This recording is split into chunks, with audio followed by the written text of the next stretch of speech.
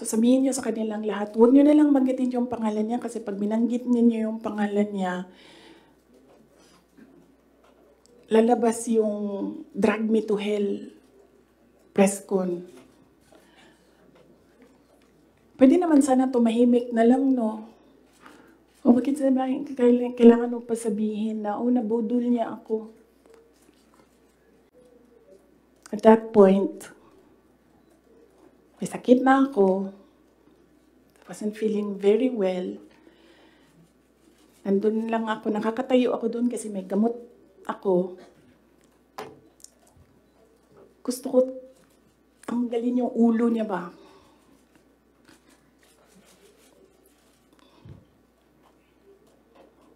I realized toxic na yung relationship. Gusto ko sabihin sa kanya, bago ko tanggalin ang ulo mo, yung batang yan yung magpapakamatay para sa bayan natin. Nag-aral yan ng 4 na taon, naghirap yan ng 4 na taon, walang tulog araw-araw para mag-training kasi mamamatay yan para sa bayan natin. Yan yung batang yan, ang mapuputulan ng daliri diyan sa fiasco ninyo sa West Philippine Sea. And then I'll cut his head.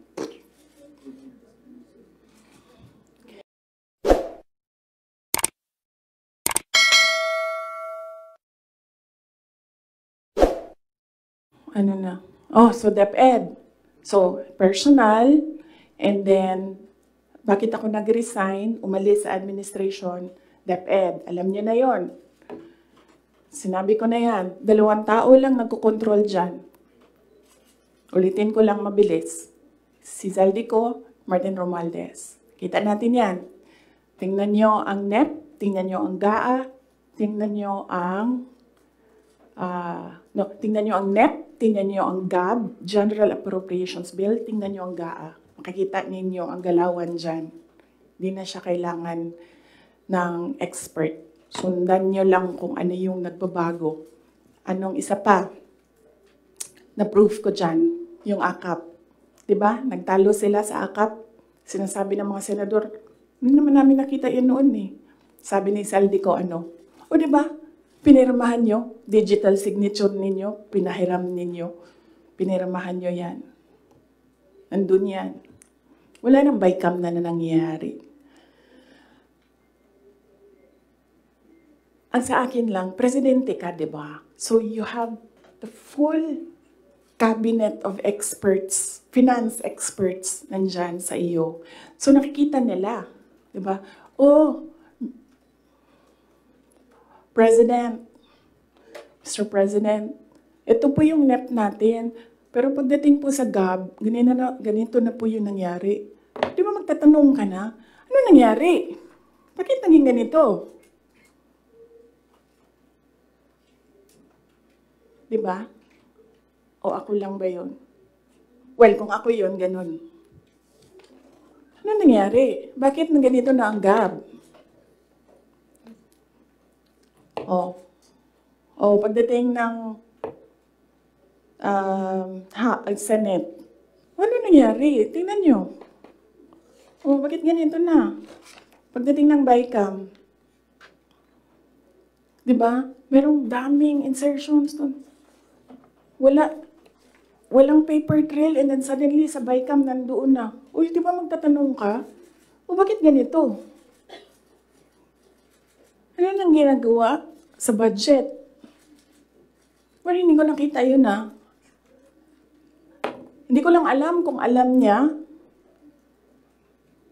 But there is an expectation that alam mo kasi ikaw ang nag-submit ng NEP and nakita mo kung anong lumabas sa GAA. So there is an expectation na alam mo kung anong nangyayari sa budget. So, merong president na, okay, ito yung NEP. And then, after a few months, okay, ito yung wondering kung alam niya kung ano nasa page 2.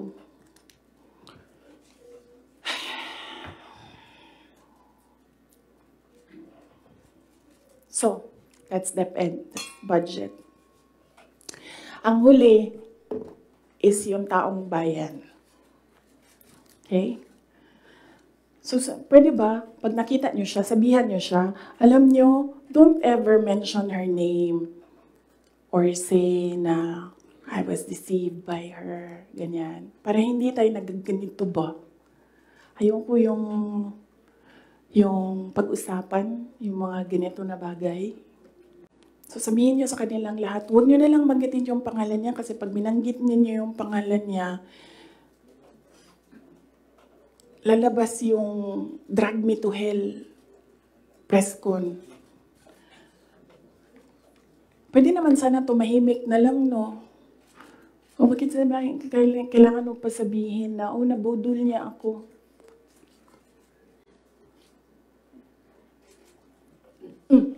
So, taong bayan.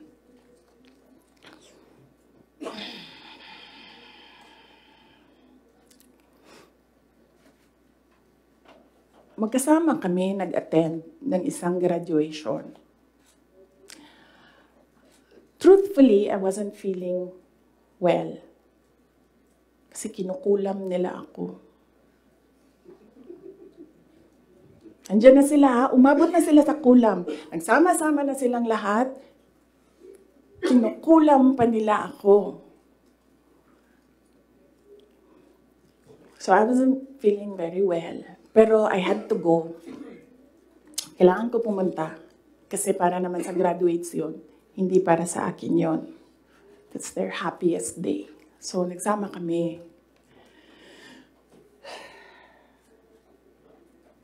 Nagsama kami. Katayo kami doon. And merong isang graduate na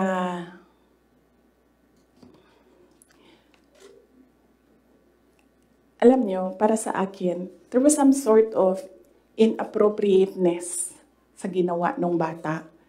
Pero bata ito eh. So ikaw din, meron ka din dapat sana sigurong pag-intindi kung saan nanggagaling yung bata. And ang reaction mo, ang response mo, should be so that the child will learn a lesson. So meron isang graduate. Sabi nung graduate, Mr. President, can I have your watch as a graduation gift?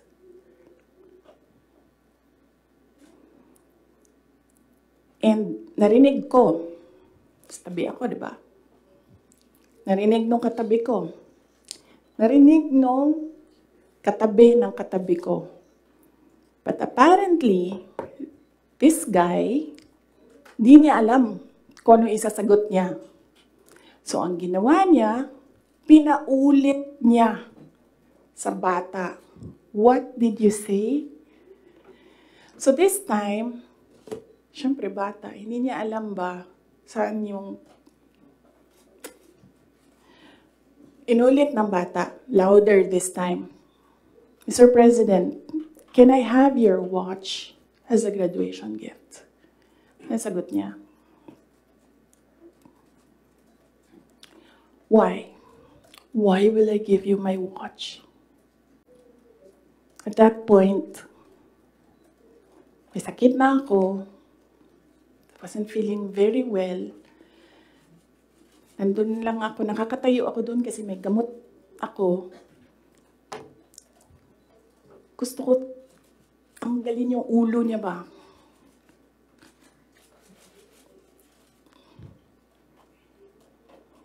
I realized toxic na yung relationship.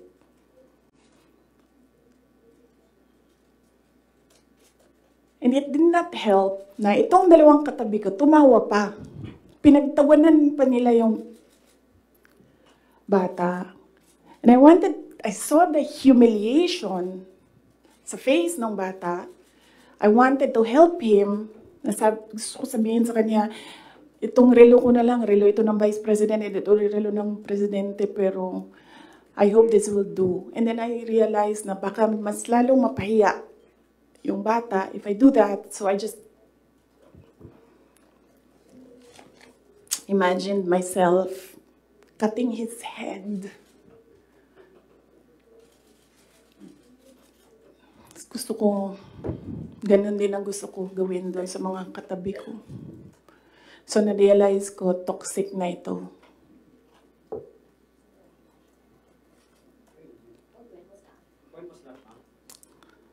One of the graduation, hanapin niyo yung footage, makikita niyo doon yung mukha ko. Tsaka mukha niya. I-lip read niyo yung sinasabi niya. Why? Hanapin niyo yung footage, ma'am. Magtrabaho kayo konti, mag-research kayo.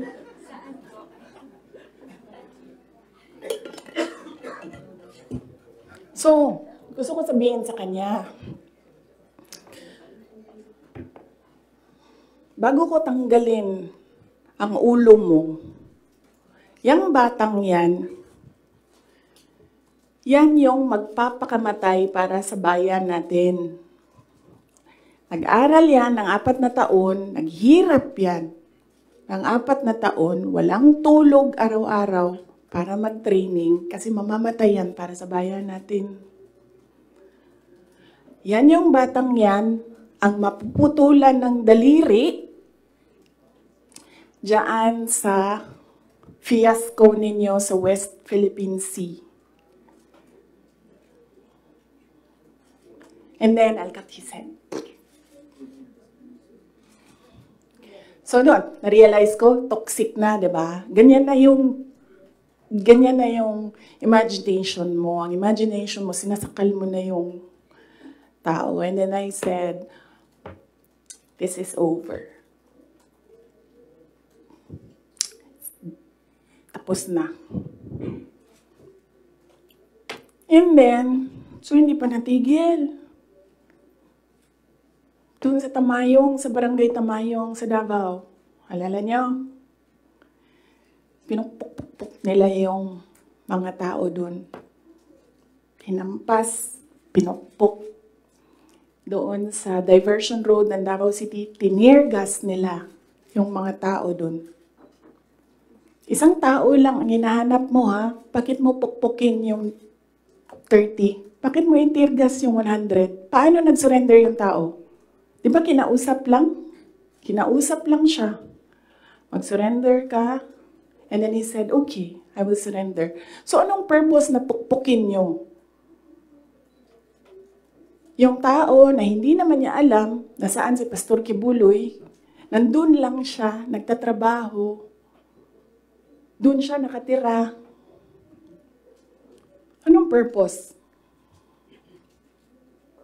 Anong purpose na i-tear gas mo yung tao for expressing his desperation, his frustration, his anger? Para lang maghanap ng isang tao na in the end, paano nag-surrender? Kinausap. Nag-surrender siya.